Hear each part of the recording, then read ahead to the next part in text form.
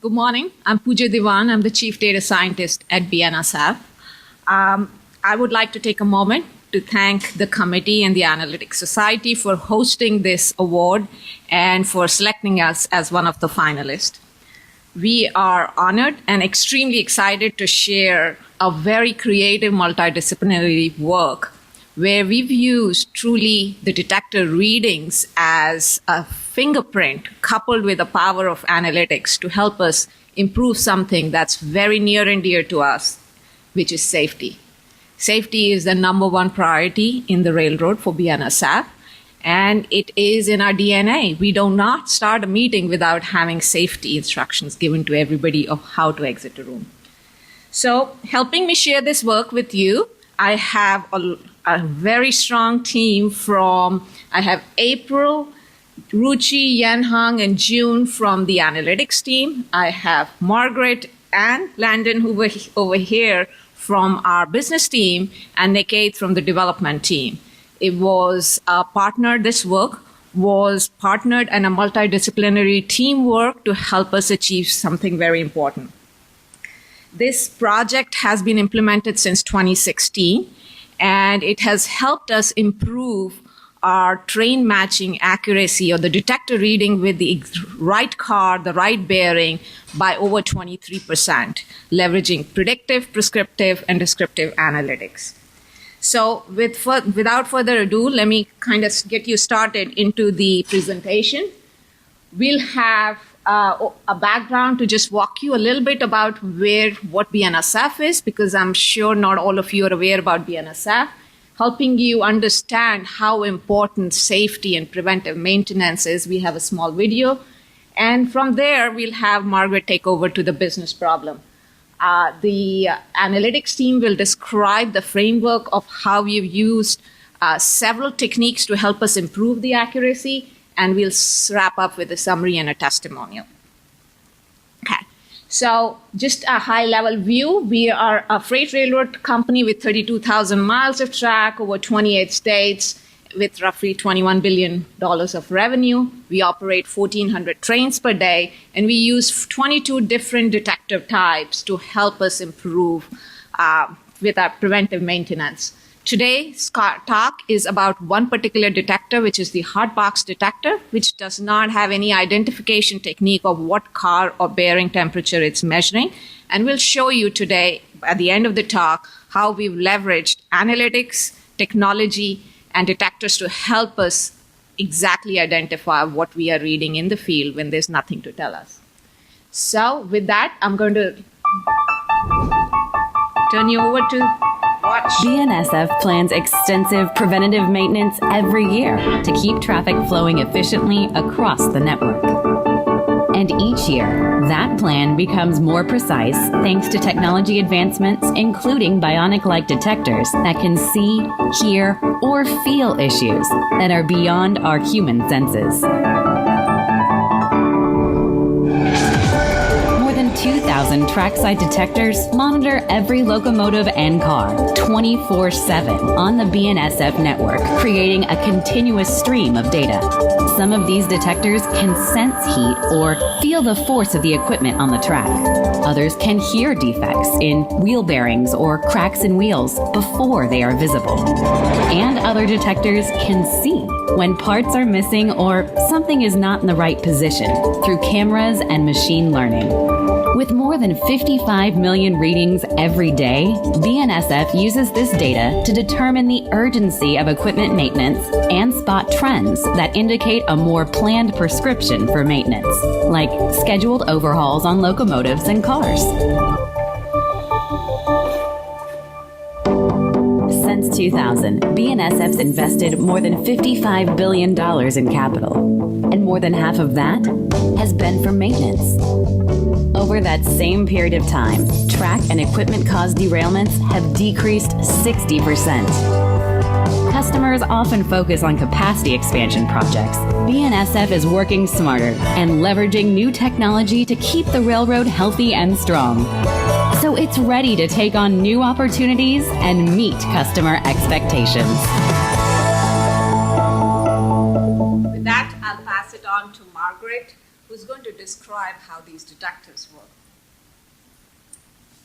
As mentioned in the video, trackside detectors enable BNSF to monitor the condition of critical mechanical components and to conduct proactive maintenance. As the train passes the HBD, two elements are measured: the temperature of the bearings and the distance between the bearings, which we call interaxle distance. Both of these measurements prove to be very useful in identifying trains and components.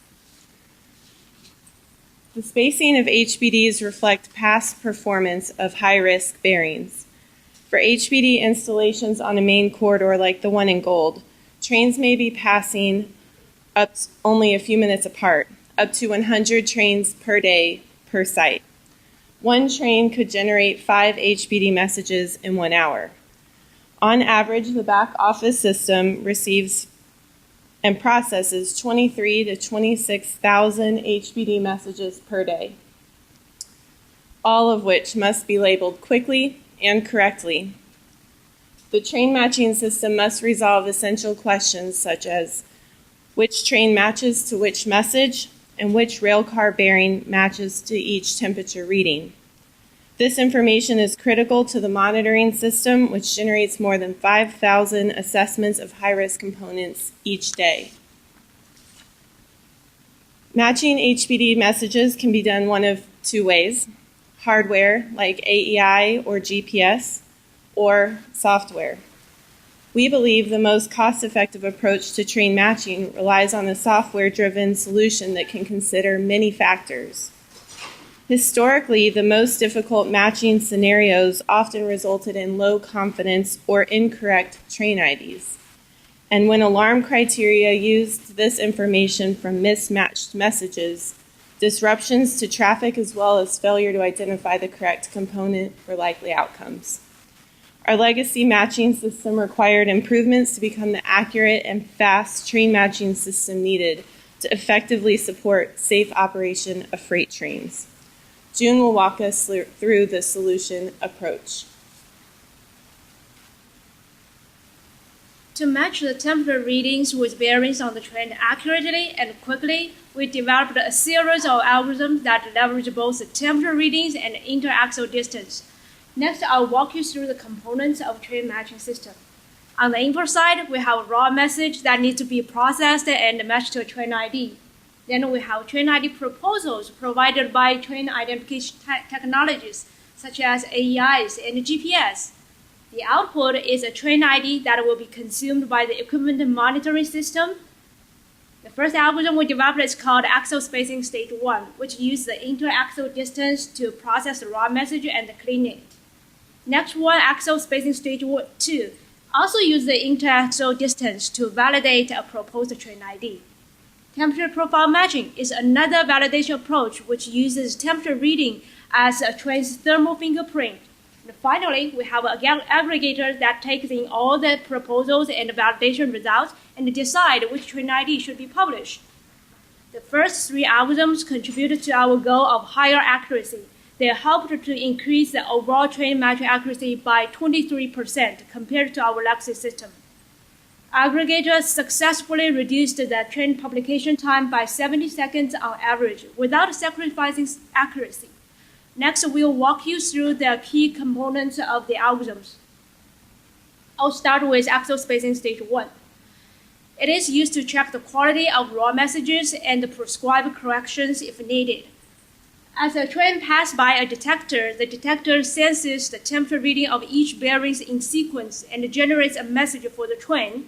Here we put aside the temperature readings and focus on the interaxle distance info.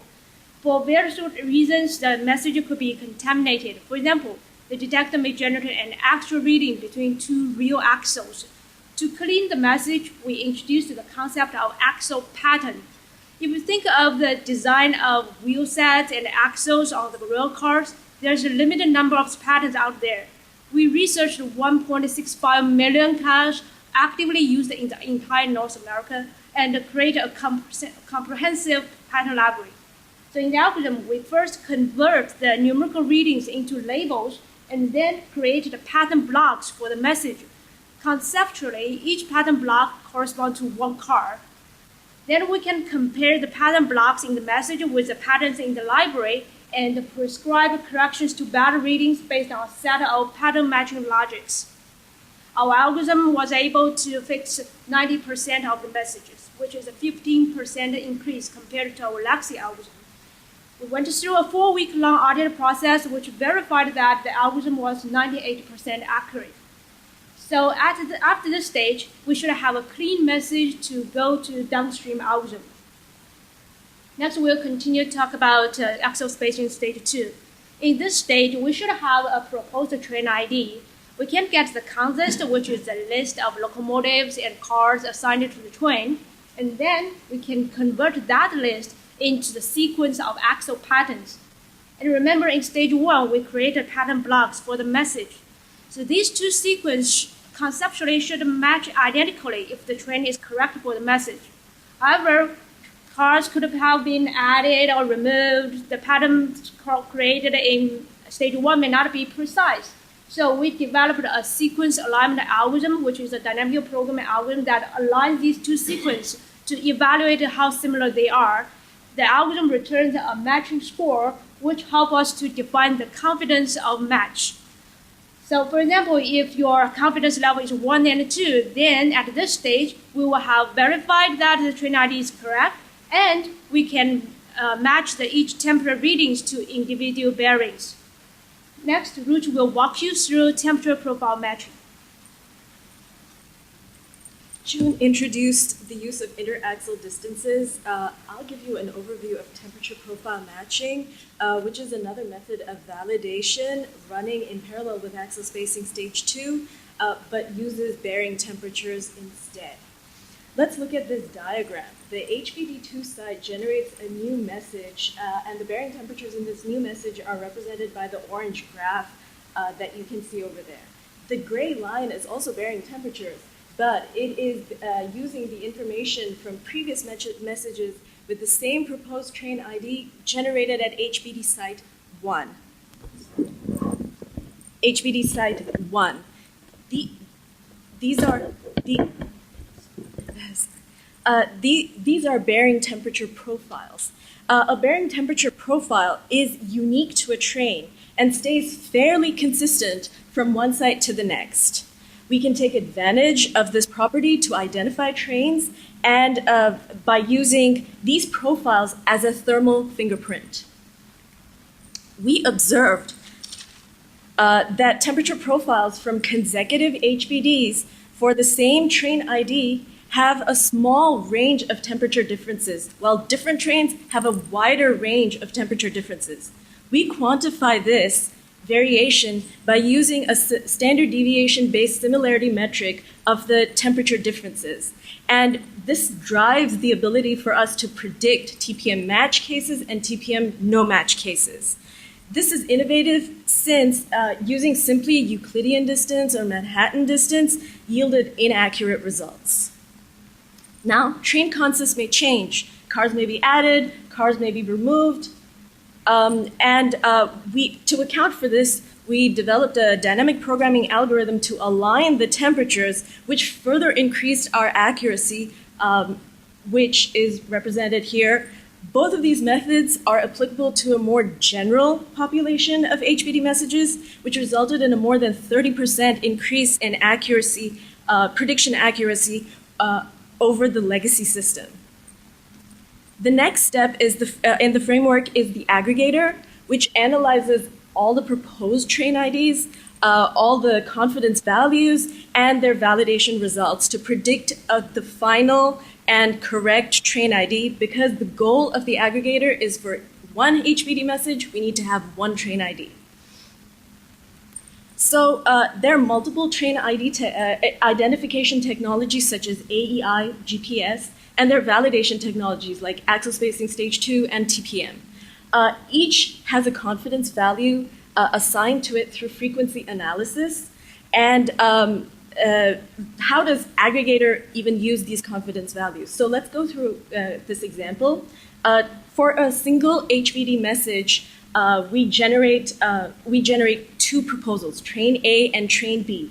At at minute number 1, we check with predetermined thresholds whether we can publish these train IDs.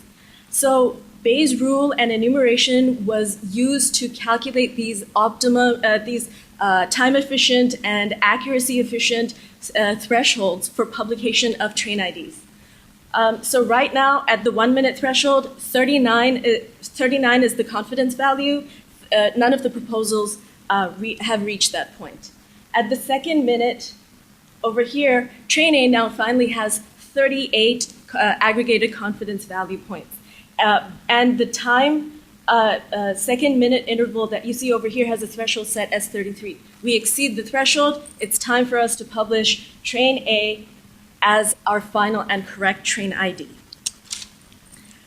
So Bayes' rule, frequency analysis, enumeration, all of these together were applied innovatively to reduce the average publication time by 70 seconds over the legacy system. So this is a very useful addition to the entire system. Axle spacing, TPM, and aggregator implemented in the CEP framework were instrumental in reducing the number of false alarms by 92% and by accomplishing no bearing failures due to incorrect train matching in 2016 and 2017. These enhancements were recognized at BNSF by our leadership and especially by the Vice President of Mechanical, Gary Grissom, who would like to say some words. For the last 20 years, BNSF has made significant investment in trackside warning devices. Over time, our use of these systems required evolution and continuous improvement to optimize performance.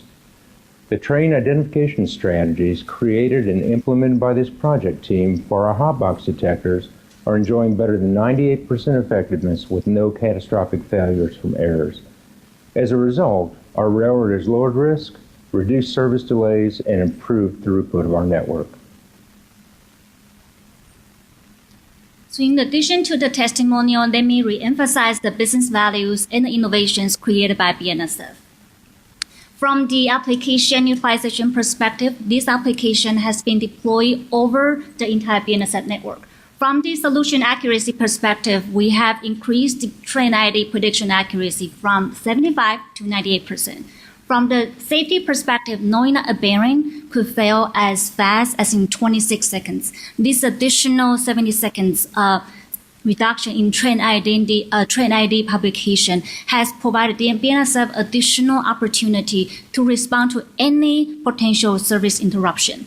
From the proactive maintenance perspective, the accurate association between messages and trains has provided BNSF strong foundation for any car component failure prediction project. From the application methodology perspective, the concept of these methodologies are further being utilized by other detector types that cannot identify train ID. The smart behind this application is truly a creative combination of analytics techniques. Think about within seconds, we will be able to know where our trains are based on just 2 kinds of readings, interaxle distance and temperature readings. In this project, we have brought 3 kinds of innovatives. The first innovation is about descriptive innovations, which includes build axle pattern library for all the cars that flow within the North America, and propose relative frequency analysis to recommend confidence values for each train identification technology. As far as the prescriptive innovations, we have developed pattern matching process to sanitize the HPD messages, and we have developed the sequence alignment algorithm, which is based on dynamic programming to validate our train consist. As far as the predictive innovations, we have developed standard deviation-based algorithm to validate our train ID, and we have leveraged Bayes' rule to recommend the final and accurate train ID. Now, we cannot have reached here without all the people beyond my team. I would like to take this opportunity to thank all the people that have helped us with this success. Thank you.